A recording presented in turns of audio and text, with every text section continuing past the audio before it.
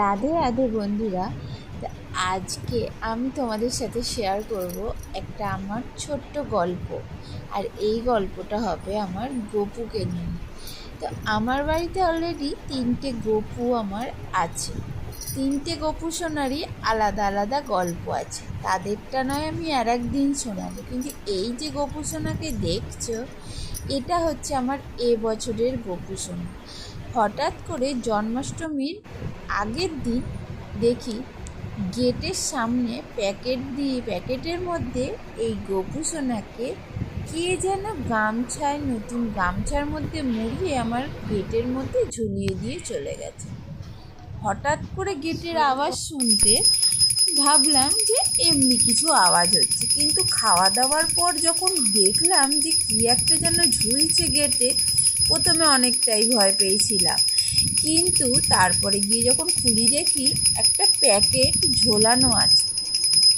সেই প্যাকেটটা খুলতেই দেখি আমাদের এই ছোট্ট গপু সোনা লাল গামছার মধ্যে মুড়িয়ে কে যেন দিয়ে চলে গেছে।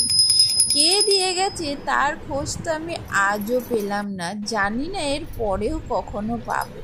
তো এই দেখো আমার বাকি 3টি গপু সোনা, সব থেকে ছোট, আর একটা হচ্ছে আমার আরেকটু বড়, আর আরেকটা 3টে আমার গপু সোনা আগে থেকেই ছিল। হঠাৎ এনার আগমন, জানি না কে দিয়ে গেছে। এর আগে কোনো দিন এরকম কি কারোর সঙ্গে ঘটেছে কখনো? আমরা জানি কার্তিক ফেলে যায়, কিন্তু গপু সোনাও কি এরমভাবে দিয়ে যেতে পারে?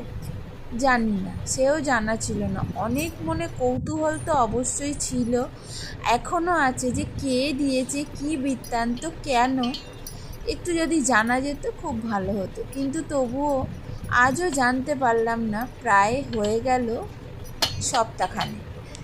যাকগে, এখন তো গপু সোনা আমাদের সঙ্গে, আমাদের বাড়িতেই থাকছে, ভালোভাবে থাকছে।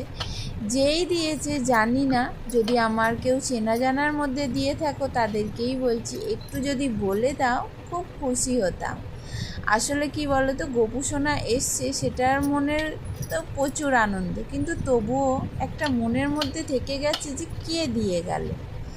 তো দেখো আমার গপু সোনার মুখ এতই মিষ্টি যে ওর দিকে তাকিয়ে না হেসে তুমি থাকতে পারবে না, এতটাও মিষ্টি যে বলার কথা নয়। সব থেকে ছোট হলেও ও হচ্ছে সব থেকে বড় গপু সোনা। আর আমার সব থেকে বড় গপু সোনা হচ্ছে সবার ছোট, সামনেই বসে আছে। তো এই 4জনের মধ্যে একজনের গল্প তোমাদের